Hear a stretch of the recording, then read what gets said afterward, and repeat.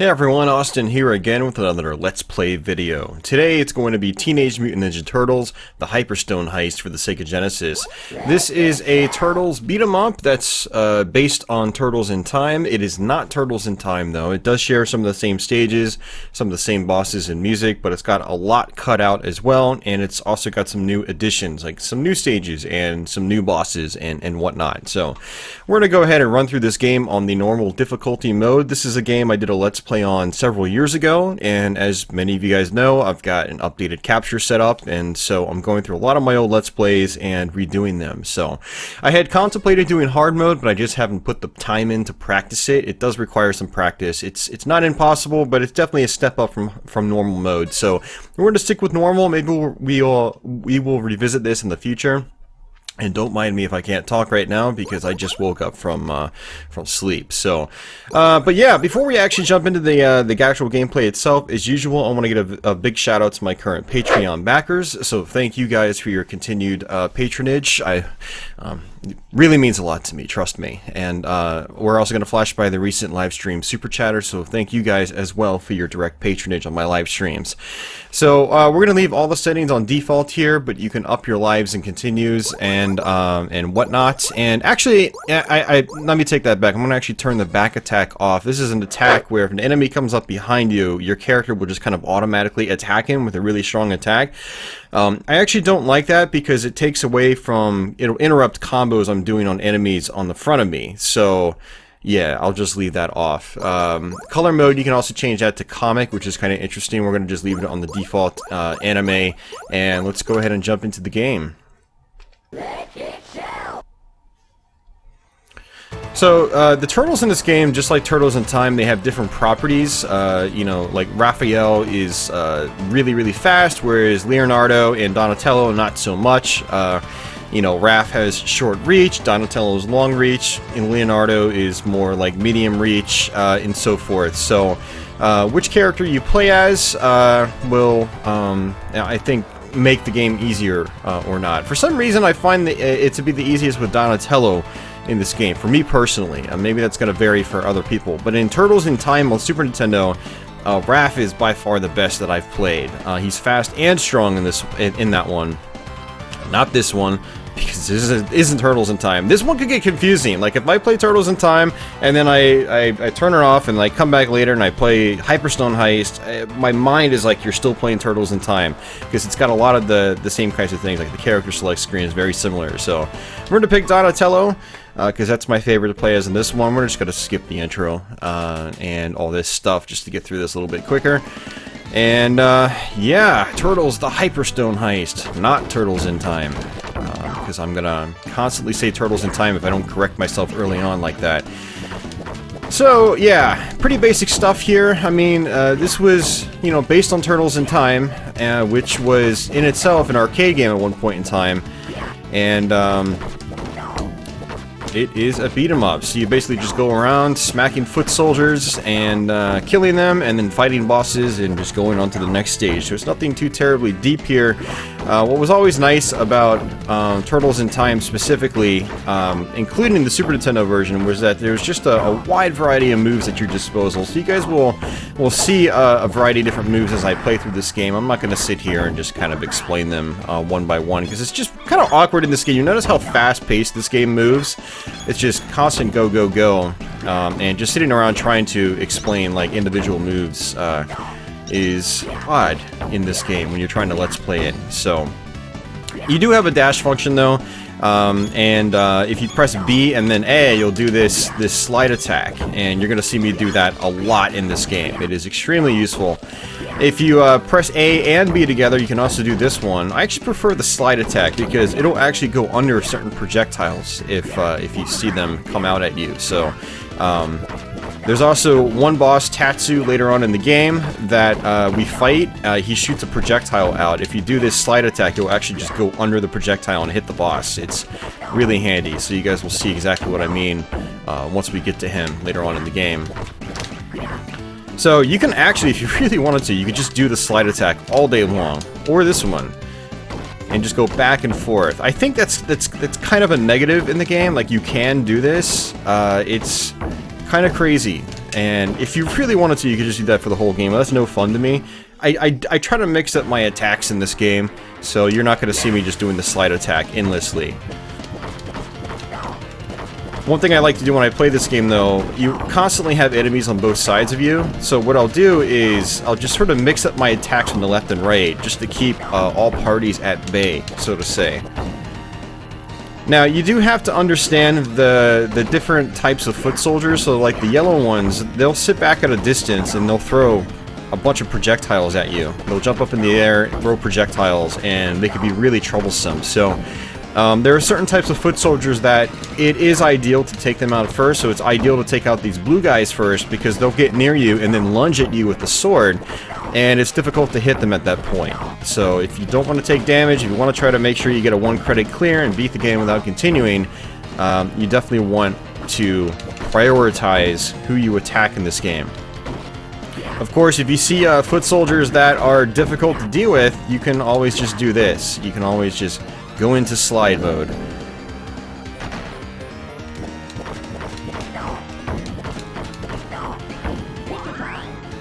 And very much like Streets of Rage 2 and other beat-em-ups, actually, if I see some health on the playfield, so in this, it's, you know, pizza gives you it replenishes your health. I'll try to save it until I'm just about to push the screen off, because I want to make sure I don't use it until I really need it. So if I take any hits or anything, I want to use it after I take those hits, not before I take them. And there we go, on to the third part. So Turtles in Time fans that haven't played this game before will have recognized that previous level we just went through. It's actually all technically still the first level. So you can kind of see how this is kind of like a TMNT Turtles in Time light, if you will. That's kind of got a negative connotation to it, but it really is what it is when you play Turtles in Time, then you come back to this. Turtles in Time just has a lot more content. It's much more fully fledged. This is still an amazing game, though. This is totally still worth playing on the Sega Genesis. I mean, phenomenal music, great graphics for the system. And I actually like playing with the Sega Genesis 6-button controller more. I find and the way the dashing is implemented in this game, I find that it's actually easier for me to do, and so I can rely on it a whole lot more. So I'm actually looking forward to doing Turtles in Time again. I did a dedicated long play of it many years ago with just a partial commentary. So I know I had some complaints when I did that in the past. I don't know what was going on with me. I think I just wasn't feeling the commentaries anymore at that point. And so basically, it's definitely due for a Let's Play sometime in the future, and we're definitely going to have to do that. So hopefully that'll happen sometime soon, because I have been on a Sega Genesis binge recently, so I think it's time to probably go back on a Super Nintendo binge in a little bit as well. So maybe we'll be able to tackle Turtles in Time when that happens.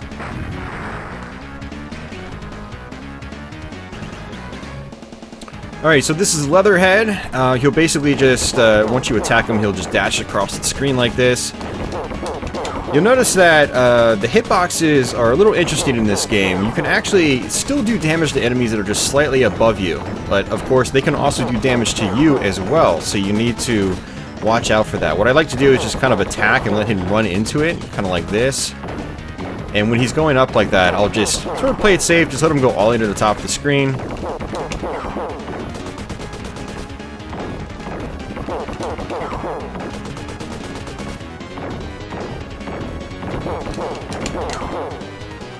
So playing really careful on these bosses isn't necessary per se, but I like to do this without, without taking damage and stuff like that. Yeah, the hit detection is interesting in this game. It's different than it is in a lot of beat 'em ups, where it almost feels like your hitboxes go up and down the Z-axis a little bit, which is really interesting. So even though he was slightly above me on the plane. And there were those guys' projectiles I was talking about, so you gotta watch out for those. But yeah, even though he was higher up on the plane, like I was mentioning, he was still able to hit me. If we had played Streets of Rage, we'd have to be pretty precise on the same plane with the enemies for them to hit me, and for me to hit them. So it's kind of a good tactic to know as well. I mean, when you're playing this game, knowing that you can attack enemies that are slightly above you, and I'm guessing below you as well. These little question boxes, they basically just give you 1 point. So the scoring system in this game is another feature that's pretty important to keep tabs of, because that's how you get extra lives. Every enemy you destroy is 1 point on that scale up top. And there are certain thresholds where you get extra lives. These mousers that fly, they can be tough to deal with. And you know what I find is that the mousers seem to be like the most difficult enemies to deal with in this game. Particularly in single player. If you play this in 2-player, it's probably different. But in single player, they can overwhelm me. My God, I can't talk right now. I really shouldn't have done this right after taking a nap. But they really overwhelm you, and you know, sometimes there can be like 5, 6, or 7 of them on screen at once. So that, yeah, it can be difficult to manage. If you're playing as someone like Leonardo and you want to use his special attack, which is A and B together, I don't really ever recommend doing those attacks. For each turtle, it's different. With Donatello, he does this lunge attack like that right there. Because for one, it's not powerful, and 2, it takes away health. If it was powerful, maybe I'd suggest using it, but your health bar is not that long in this game. Notice how enemies will take, you know, 3 or 4 blocks off your health when you take a hit. So, and if you're playing hard mode, your health depletes even faster. So, it's really not worth using those moves in this game. You're almost better off just taking the hit and just moving on with your life. But yeah, with Leonardo's special attack, where he sort of does this like whirlwind, you know, sword attack, where he just spins around in a circle with his sword, and you know, that might be useful against the mousers. But with Donatello, he just kind of lunges forward, and it's not quite as handy. So there were actually some planks there that would have come up and smacked you in the face. They're denoted by sort of like these patches on the ground. So you don't want to touch those patches. So that's something that actually catches people off when they first play this level. And there's going to be some barrels as well. I just try to jump over them if I can.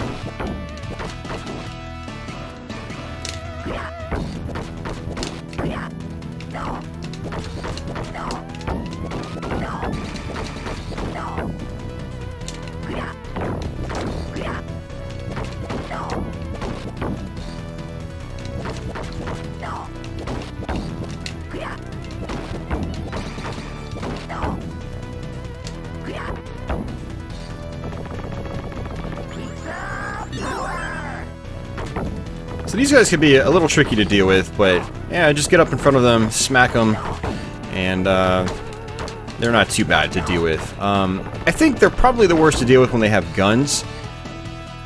But you get them bunched up together, you just go up to them and just combo them. It's not too tough to deal with. But you do have to listen out to their feet, because you can kind of hear when they're starting to run in.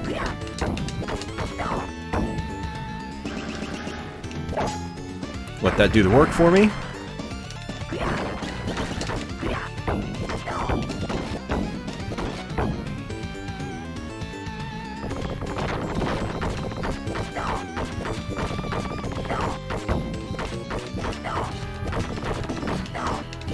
So you just kind of like work them back and forth.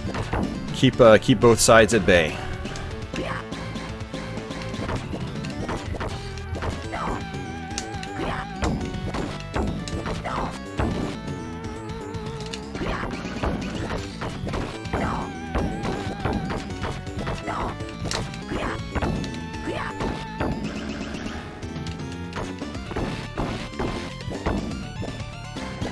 So these guys can block, and you can actually get around their blocking by doing your slide attack.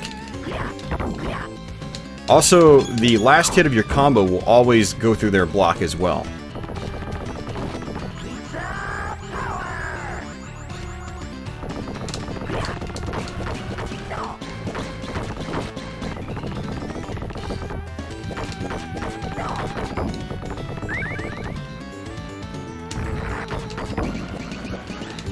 Yeah, I'm kind of mishandling these guys. There's really no reason to take damage from them. Same with that guy. That's why you can just use your slide attack if you want.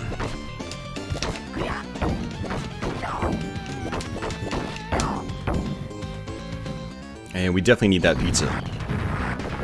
Rocksteady is probably one of the easiest bosses in the game. He's actually easier than the previous boss. And that is one of my complaints with this game, is the bosses, for the most part, are a cakewalk. In Turtles in Time, I mean, like, when you fought Rocksteady, you also had to fight Bebop at the same time. Did you? No, you had to fight him separately in that game. But he was harder. He was harder. Wait. God, has it been that long since I played Turtles in Time? I'm starting to get my details mixed up now. It's okay. Point is, bosses are more challenging in that game, and thus more entertaining for me personally. But you just literally jump over like that, and then attack them, and then do it again and again and again. Honestly, this probably would have made a better first boss than Leatherface, because, Leatherhead, or whatever his name was. Because his patterns are actually a whole lot easier to deal with. Leatherhead, you can at least, like, get caught up in his daggers and stuff like that, especially with how, like, the hitboxes work.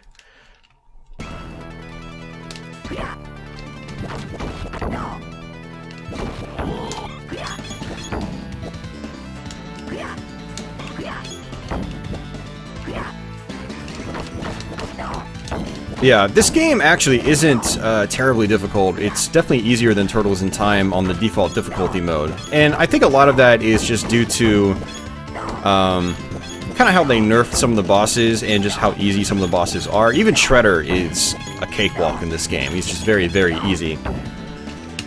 But that said, if you put it on hard mode, it is a considerably greater challenge, I will say that. So it's not like the game can't be hard. I'm just talking strictly in the normal difficulty mode. It's definitely easier than Turtles in Time. I don't know if that was an intentional design decision. Maybe, you know, the developers were like, you know, we're gonna gear this one towards kids or something like that. I have no idea. In terms of the difficulty.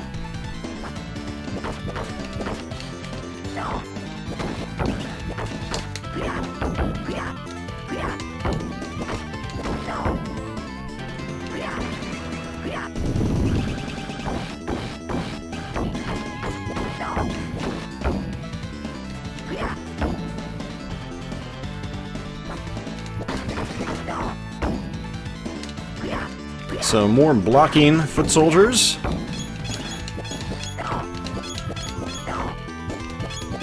So sometimes what I'll do is I'll just combo them like this, and then the last hit just hits them guaranteed. Takes longer. Alright. Okay, so we already had full health. I keep thinking like my bar is going to go all the way to the right, but it doesn't. There's a big gap. More mousers. See, look at that, there's like 6 of them.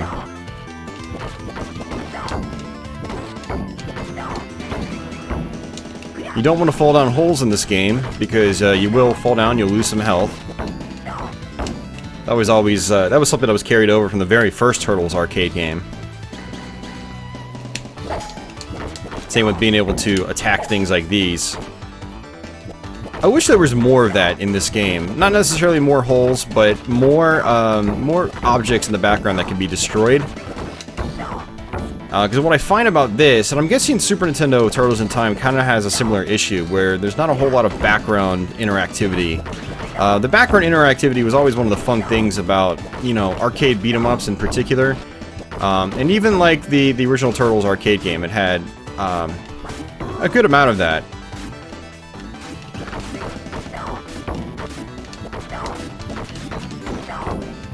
So I sort of wish that was carried over to you know, the console versions a little bit more.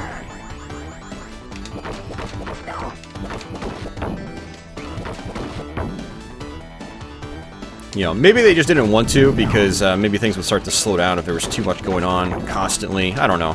Probably not. These games seem pretty well optimized. I mean, they never slow down.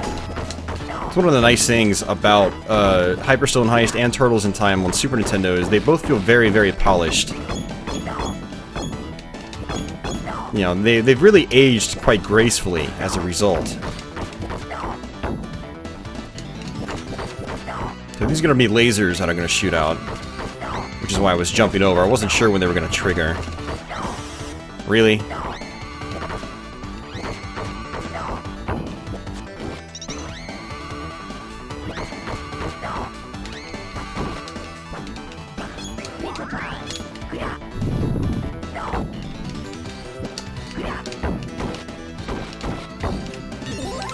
Alright, so there's another extra life. Remember that points give you extra lives in this game.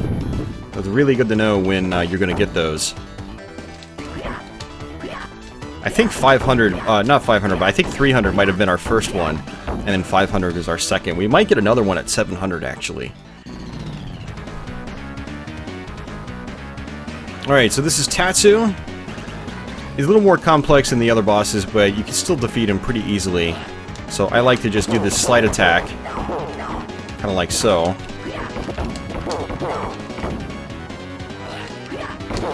Like I said, you'll go under his projectile.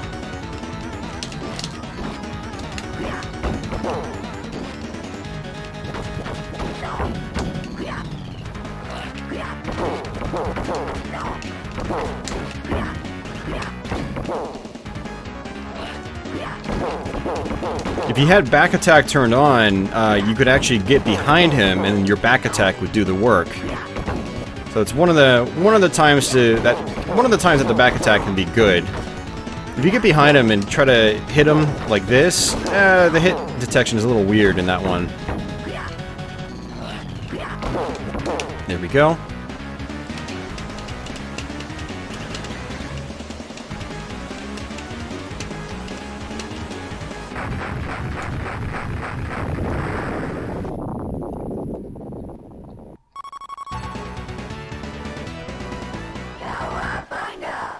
So now we're going to be working our way to the Technodrome, and this is a pretty basic level. It's just called the Gauntlet. It's basically enemies and then a boss rush. So it was one of those ways you can kind of look at Hyperstone Heist and be like, you know, this was kind of a lazy effort compared to Turtles in Time.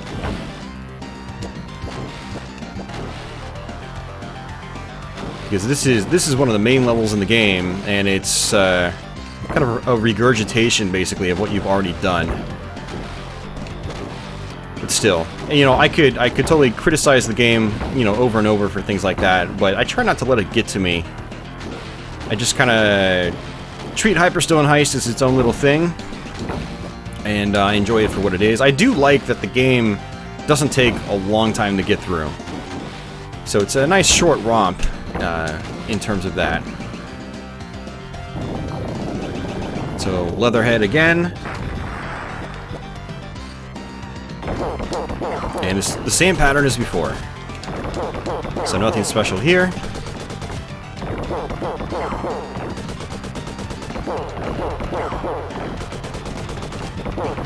I guess I could technically just do this.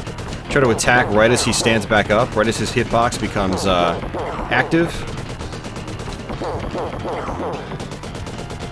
Oops.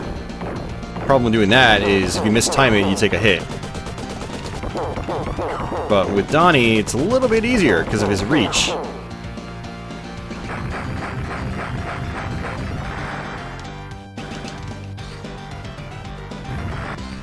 Absolutely love the music renditions in this game, though. That bass is just amazing. Yeah, this actually has one of my favorite soundtracks on the Genesis. Very few Genesis games were able to get, like, this very distinct, like, loud bass sound. It just sounds so clean. It's very effective.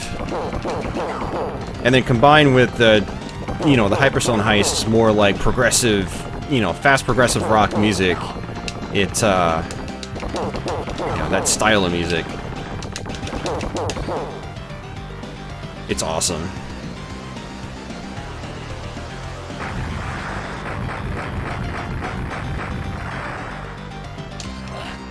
So Tatsu again, even though we just fought him, you know, about 2 minutes ago.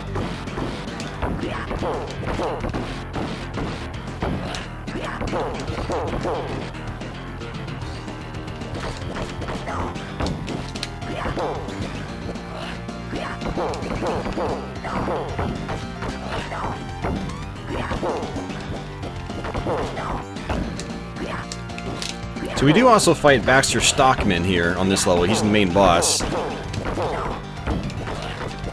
He was a boss in the original Turtles arcade game as well.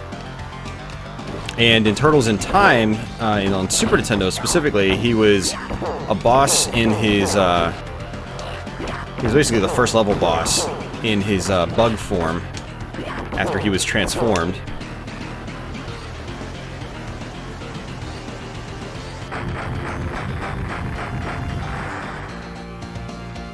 And here we go. So Stockman, I like to just jump kick him over and over and over again. So we're going to do this over and over and over again. Hopefully we don't die, because our health is getting low.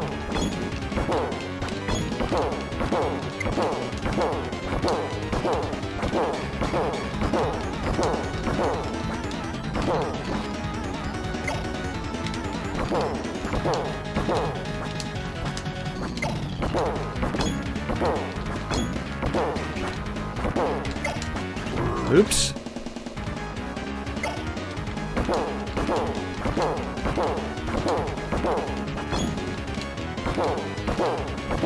Uh-oh, that's not good.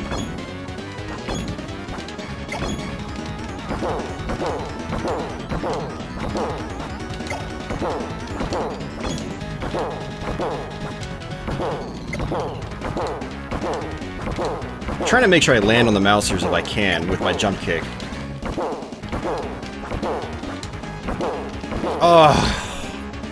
That was probably like one of the last hits too. Let's get out of here. Wow, it doesn't even hit him. Yeah, it was the final hit. Oh, jeez, man. Yeah, that's tricky. I mean, you can also try to do like, you know, if you jump and then just immediately after press B, you'll basically do this like sort of like lunging kick to the left or right, depending on which way you're facing. But sometimes I can be very inconsistent at getting that off. If I actually find certain moves are easier to get off consistently in the Super Nintendo one. And actually vice versa. I mean, some of the moves are easier to pull off in the Genesis one as well.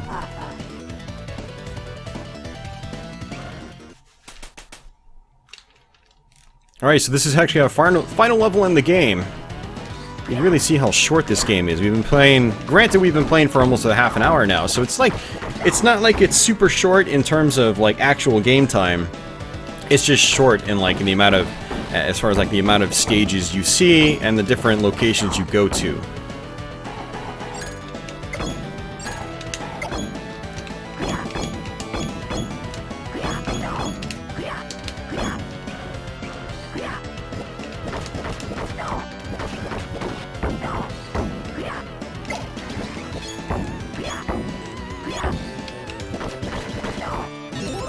Another extra life? Although I was really pathetic on that previous boss. I mean, we'd have 6 lives now if I didn't die in the last hit.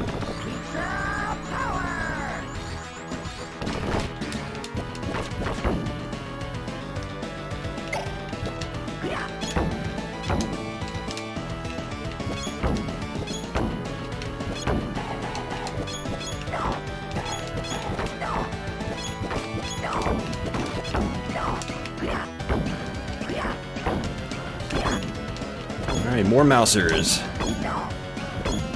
These guys are fast in this game, too.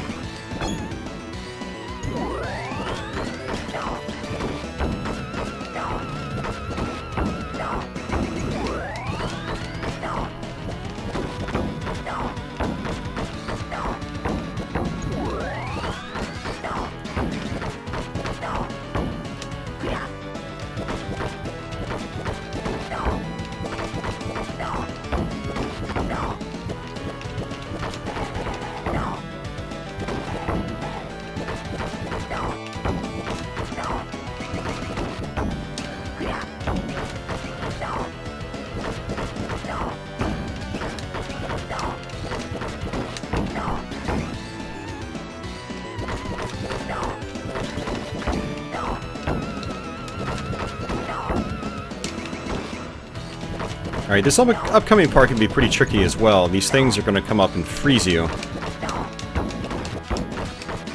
So you really got to watch out for that. They do a lot of damage as well. Come on, guys. Right, this is just getting tedious at this point. Seriously. It's not really hard, per se. It's just kind of tedious at this point. Yep, there's one. So sometimes just doing your slide over and over can sort of destroy these things easier. You can kind of destroy them as they come up. Yeah, that part's actually kind of tricky to deal with, especially on hard mode. I was actually practicing this on hard mode.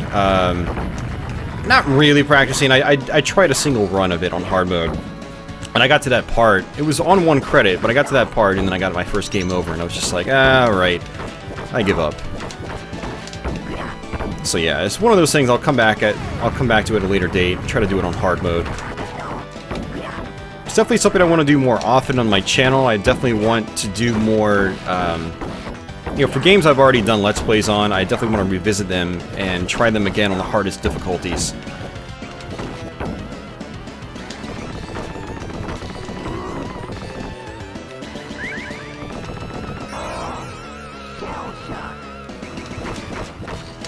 Yeah, so this is bad here too. This is just dumb on my part. You really just want to gang them up like this and then just go to town. It's not really that hard to deal with. It's not really hard at all. But if you let them get around you and start hitting you, then it can be troublesome for sure. All right, more lasers. We're just gonna stay in the middle here.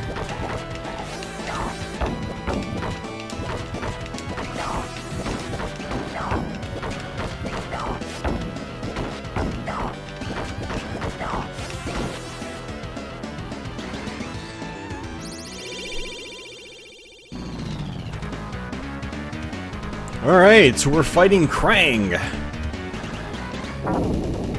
And then after this, we're gonna go to Super Shredder.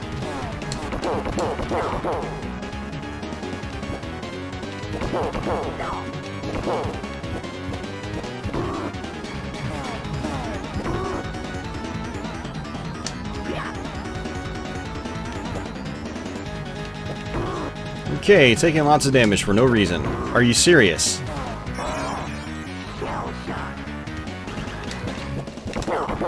Yeah, Krang is weird with how, like, the hit detection works. Sometimes you can hit him, sometimes you can't. And sometimes he's invincible. And there's the large hitboxes in play. Look at how much higher I am. That would never hit me in a different beat 'em up. So you can see how this can get a little frustrating.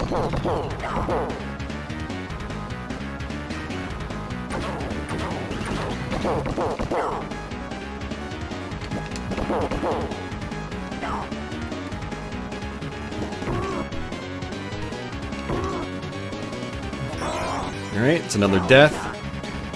I should have actually practiced this guy more, but honestly, I played through this on Twitch, and it took me one playthrough, and I just kind of tore through everything. I was like, yeah, I don't really need to practice this game, but this is a pretty embarrassing showing right here.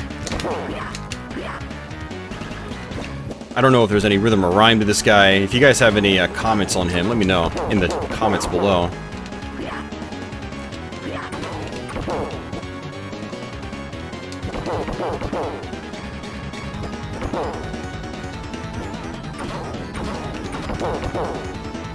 Seems like just waiting is probably the better way to do this.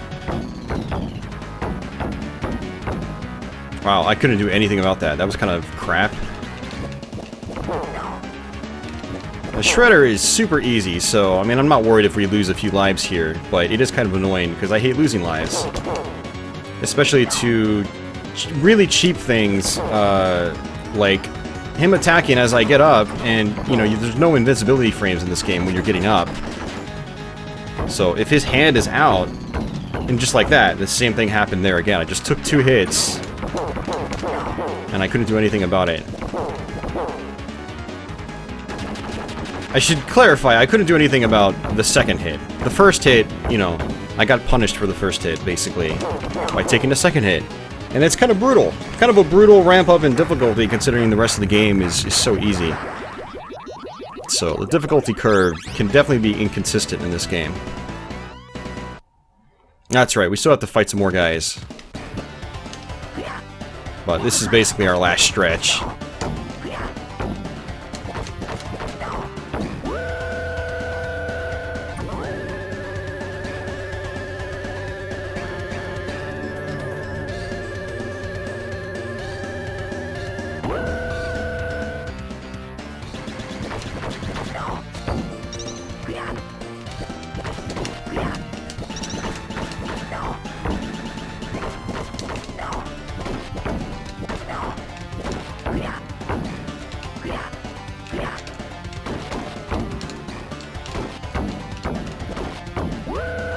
Alright.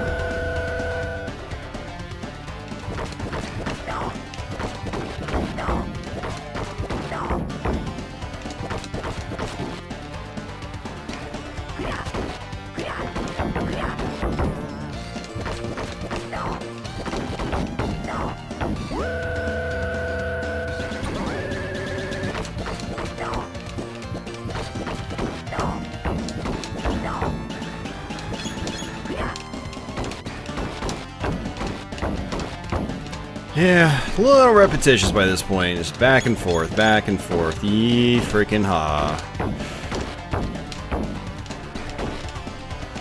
Yeah, I'm actually starting to get extra annoyed, not because the game's like bad or anything, it's just this is also like the 5th time I've tried doing this Let's Play.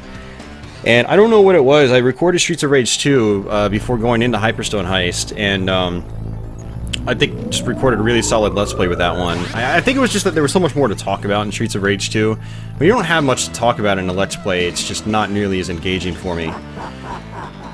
And combined with the fact that, you know, I had to do multiple takes, starting to catch up with me now. So Shredder's basically got 3 different attacks. He's got a fire attack, which goes straight forward. He's got a blue attack that goes up. He's got the green attack. You really want to kind of stay away from the green attack, because that'll turn you into a baby turtle and you'll die instantly. The blue attack is what you want. Or if you can get behind his green attack. Same with his fire attack. You can get it behind him when he does these attacks. But the blue attack is the easiest, because it just goes straight up into the air. And you don't even have to do anything. Just sit in front of him when he does his blue attack. Fire attack, it's best to move out of the way. Maybe you'll get lucky and you'll get behind him. Kind of like this.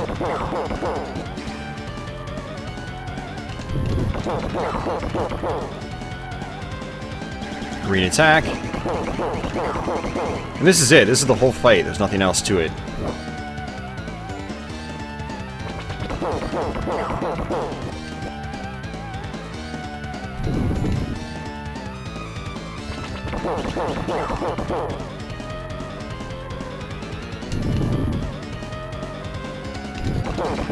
And there we go, we just beat Turtles, the Hyperstone Heist.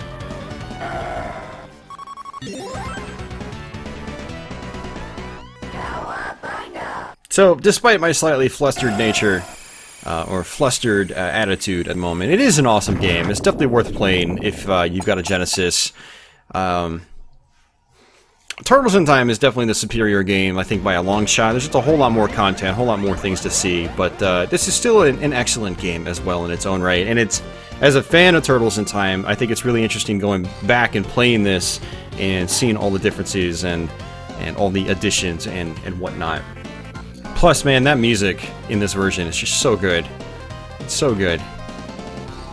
And you can see Splinter there down in the bottom. So much for hiding.